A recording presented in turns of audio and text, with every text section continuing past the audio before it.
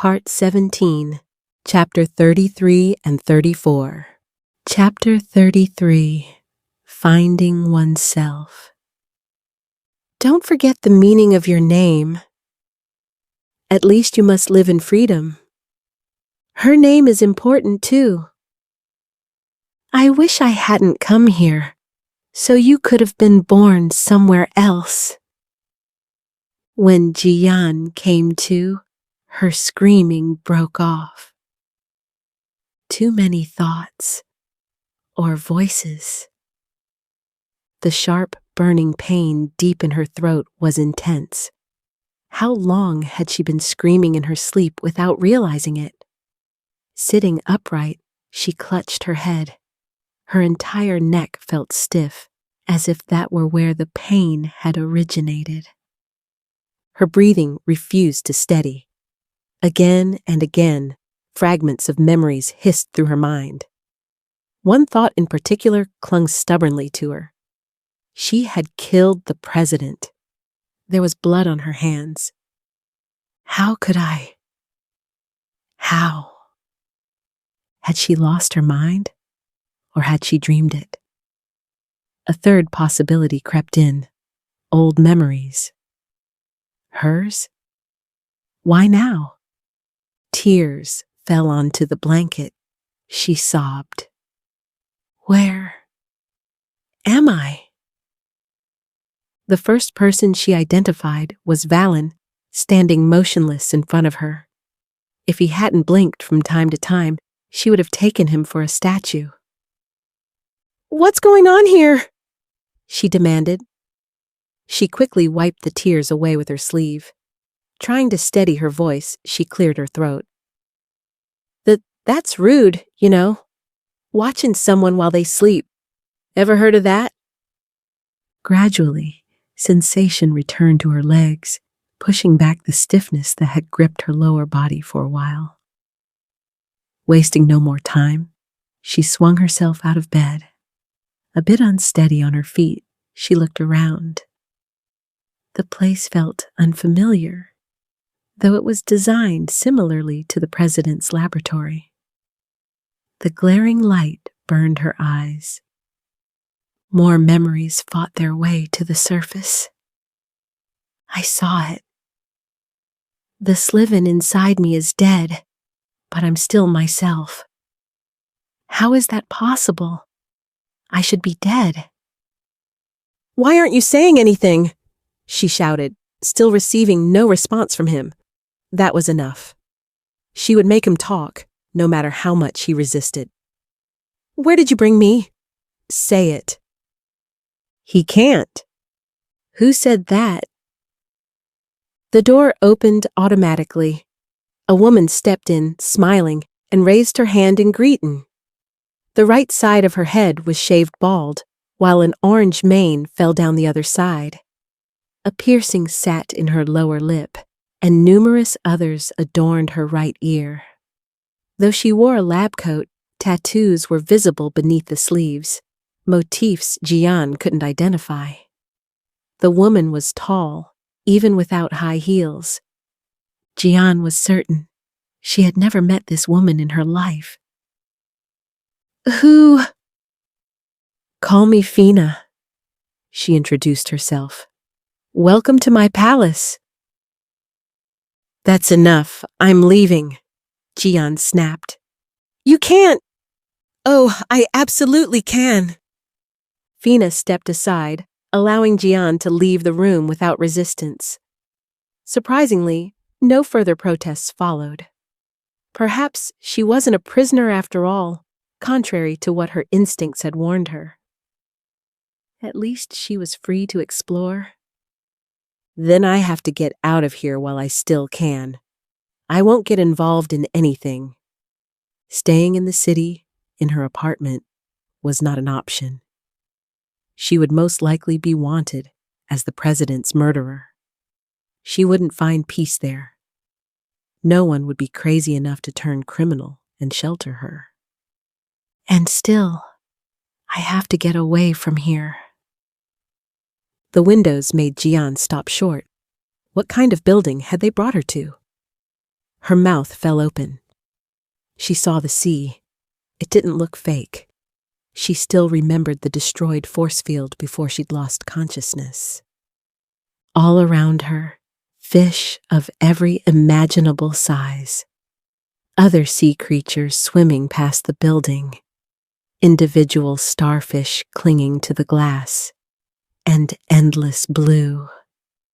The center of the structure was designed like a living room. 4 sofas and a small table invited one to relax. A staircase led up to the circular upper level. Where? No one but me and my people knows about this place, Fina clarified. It's nice here, isn't it? Fascinating what one is capable of, right? We even conquer the sea. How am I supposed to get out of here? Think logically. This dome can't be far from the city. There has to be a way back. Don't panic. Don't panic. Jiyan, aren't you listening? Go back to your room. What, excuse me? Have you been drinking? Who do you think you are giving me orders? There are soldiers here who are under my influence. What had she just said? How was that even possible? To confirm it, Jiyan studied the soldiers one by one. They behaved just like Valen. There was nothing in their eyes but emptiness, like dead shells she could control at will. They stood still, as if waiting for a command. What are you, that you can control all of them? Jiyan asked in disbelief. Definitely not a Slivon. A Slivon would never do this to another. Are you talking about yourself? What? Poor thing, deceived by her own sister for years. Can you please speak plainly? Want me to tell you something, little one? Fina paused, then adopted an expression of regret. Poor girl. You were never a Slivon. You've been human since the day you were born. Shut up. I am... She staggered. Where could she go? Leaning against the wall, she didn't dare look up. It felt as if the walls were closing in, crushing her. It's the truth. You lived all this time believing you were a Slivon. You are. What do you want from me, Fina? I need you. Need me? What kind of nonsense are you talking about? I want you to create a cure, one that prevents a person from losing their self. Ina hopped instead of walking. The small red backpack on her back bounced in rhythm. A faint smile crossed his face as he watched her. We were incredibly lucky, weren't we, Kilan? I mean, leaving the city just in time before it finally closed. We did great. Kilan tilted his head back. The moon shone in full splendor. Should they take a break? The girl seemed fit, but how long would that last? Food and water flashed through his mind. The supplies in his backpack weren't unlimited. He didn't know the outside world. He couldn't estimate how long it would take to encounter other people. Luckily, you get a little better with every training session. I'm so proud of you. Thanks. I like hearing that. It feels good. No problem. I'm just saying it like it is. Now we just need to reach the next city so you can try out your new abilities, right? He nodded. Yes, but everything in due time. Ina, hey, don't you need a break? We've been walking for so long. Me? I can keep going. 100%. What about you? The new Slivon must be draining a lot of your strength, right? A bit, yes. Well then, let's take a tiny break. And then it finally begins. We free people from their unbearable suffering, right? Right. Chapter 34, More Than That. What do you want to hear from us so you'll finally leave us alone? In a small circle, Kian's team sat on a meadow, not even 100 meters away from the organization. Without the slightest irritation, their leader met Kian's gaze and waited for his answer. This person barely seemed to blink at all. A penetrating stare, one that made Kian constantly want to avoid Aaron's eyes and fixate on the ground instead. Whenever he tried to distract himself with something else, his thoughts were torn away again by Kate's presence. She was making a chain out of picked flowers, like a child without a care in the world. She said nothing, yet her presence knocked persistently at the edges of his awareness. Why can't I shake the feeling that she's been hovering around me ever since she arrived? No matter how long we talk, Kian began. With the last scraps of mental strength he had left, he tried to set his next goal, to block out his mother, to stop perceiving her. Just another part of the air. That was all she was. Nothing will undo what happened. We can't trick our own psyche. Nothing is the way it was before.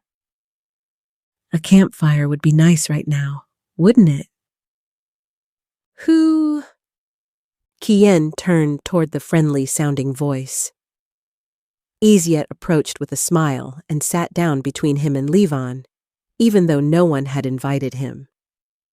Leaning against a tree, Kian spotted Sidar, who had been watching them for a while before turning his gaze forward again, distant, absent, as if his soul had left his body. What are they all doing here now? That the ones who think themselves so important would suddenly surface like this, I never would have expected it.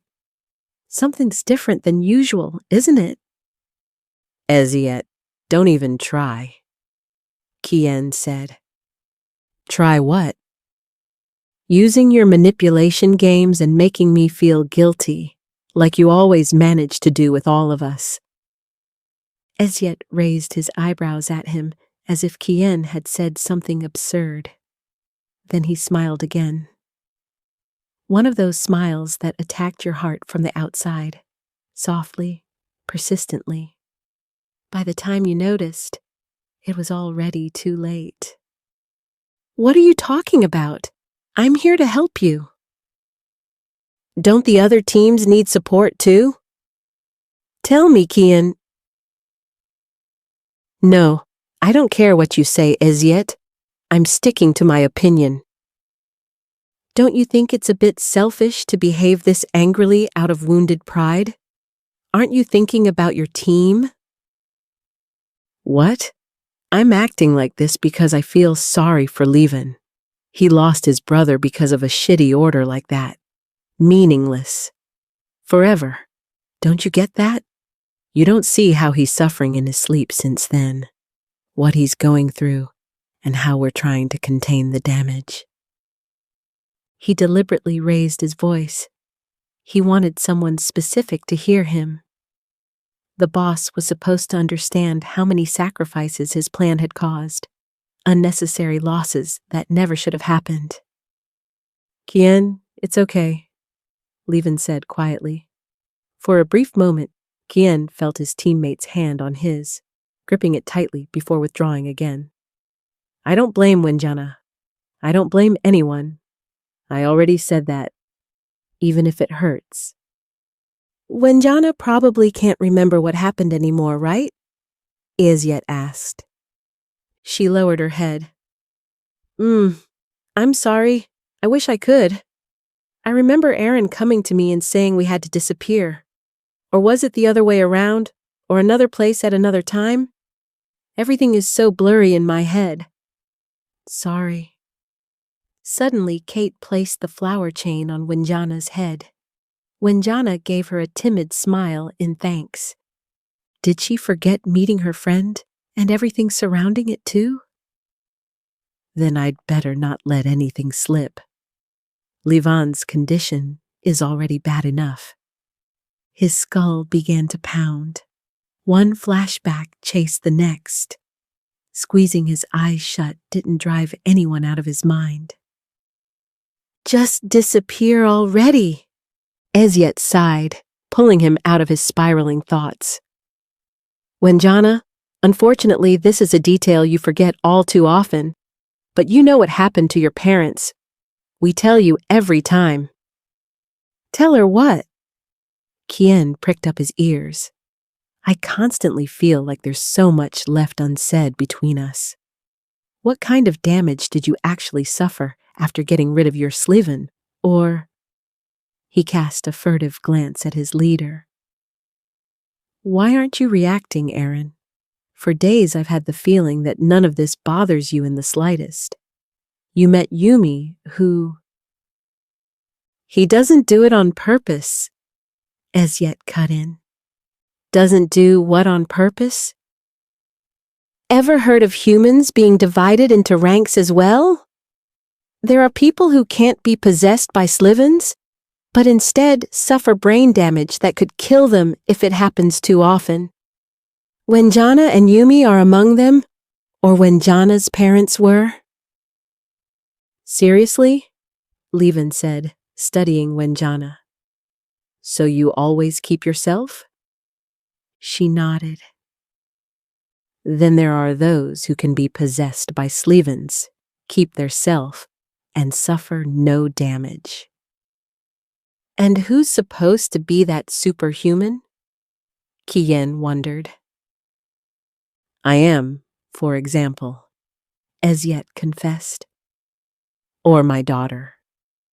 A flicker of tension ran through Kian's body as memories of Jiyan flared up. But Jiyan is not a Slivon, Kian.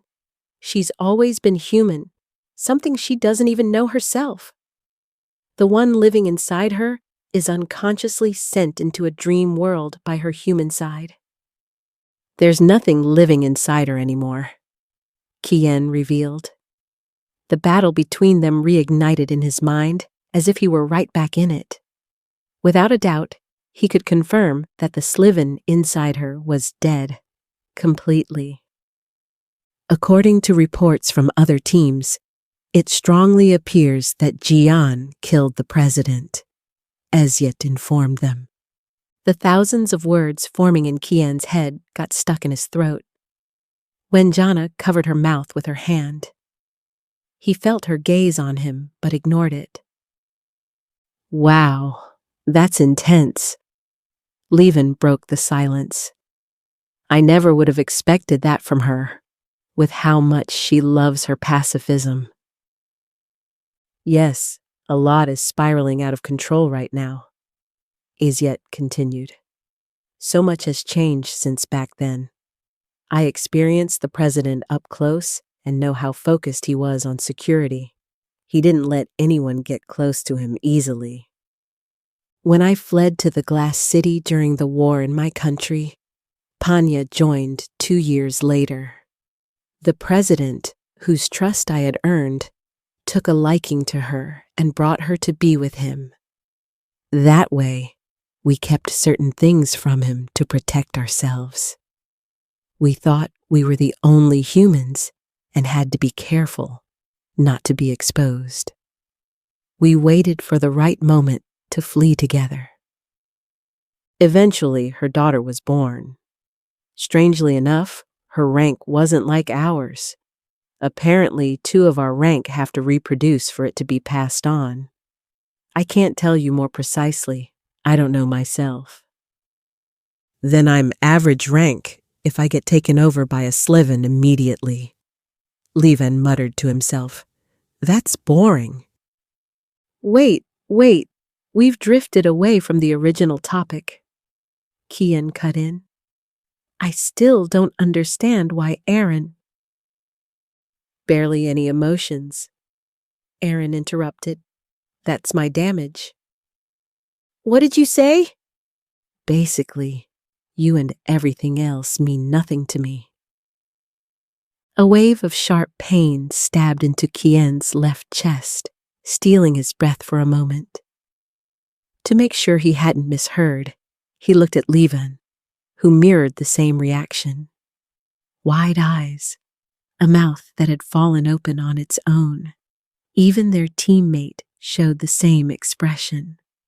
So everything that came from you was nothing but emptiness in the end? Wenjana voiced. As she spoke, her pace slowed, her gaze darting back and forth. Tears welled up in her eyes. Your hugs, the warmth and kindness in your words, all just an act to keep us going? We mean absolutely nothing to you? A tiny spark inside me knows that isn't right, Aaron added. Whenever a minimal surge of emotion occasionally rises in me, I realize that I don't want to lose you. I want there to be more behind my words. I want that. It's not in my hands. Without emotions, it's meaningless and always will be. I could give up, surrender myself to a Slivon. Then the damage would be fixed, and I'd finally be normal again. Kian jumped to his feet. You can't. But, Aaron continued without looking at anyone, that would mean nothing less than suicide. You don't need to worry about me. I don't intend to do that. But the fact is, emotions are judges. Without them, there is no morality, no values. Don't you see that too? Oh dear, Kate murmured. That sounds awful. Feeling nothing, or so little. She stroked Aaron's back. You poor guy. Maybe there's a way to heal the damage without losing your personality. Don't give up, okay? Kian searched for the boss. What were his thoughts on all this? Sidar was staring at the moon. Their conversation clearly didn't interest him. What kind of damage did he have? Like a clay figure coming to life, Sidar began to move bit by bit, as if his joints and muscles had to start up first. He walked straight toward them. Kian fixed him with a venomous glare, making it clear how unwelcome he was in their circle. What does he want? Out of nowhere, Sidar grabbed Kate's wrist and yanked her up to him. Yes? She asked. Can I help you somehow? Suddenly, he kissed her on the mouth. What is happening? What the hell are you doing, you bastard? Kian burst out. Before he realized it, he had stepped between them and shoved Sidar away. Sidar looked at him, blinking. Nothing else. Well, I'm not quite sure how to, Kate stammered behind him. That wasn't the kind of help I meant. So, yeah. I'm sorry, Sidar apologized. I had no control over myself. You should have, Kian shouted. He immediately turned to check on Kate, who was absent-mindedly playing with her chain. When she noticed Kian's gaze, she smiled at him. Thank you, my protector. She breathed. Kian's cheeks grew warm. He couldn't hold eye contact for even a second longer. I don't need your thanks. I'm sorry, Sidar repeated over and over. It's all okay, Kate assured him. I accept your apology. Is yet, Sidar cried and dropped to his knees. Do something. Sighing, Ezyet crouched down in front of his partner and patted his head. It'll be over soon. What's wrong with him? Slivon asked first. Are you allowed to tell us? Can we do anything? Wenjana offered. Then Cedar suddenly started laughing until it died down again and turned into sobbing. Try to make sense of that lunatic. There's no point. The intervals are getting worse. Intervals? Kian pressed. Now he's like he always is. But why? All of my selves are active at the same time. All of his selves? What was that supposed to mean? Forgive him, Eziet said. Ever since he lost the last Slivon, something went wrong during the separation. He has one dominant self and many others that surface from time to time. And in that state you give orders? Kian snapped. How stupid can one person be? Kian, Aaron warned. Yes, what? It's true. He pulled back slightly, his tone softening just a bit. I'm just saying what everyone... Something rustled not far from them. Abruptly, Kian fell silent and searched for the source of the sound. Was he the only one who heard a stranger's footsteps? Even though he could rule out danger, the hairs on his arms stood on end. Someone stepped out from behind a bush. Kian waited and waited. A familiar face emerged. Kilan.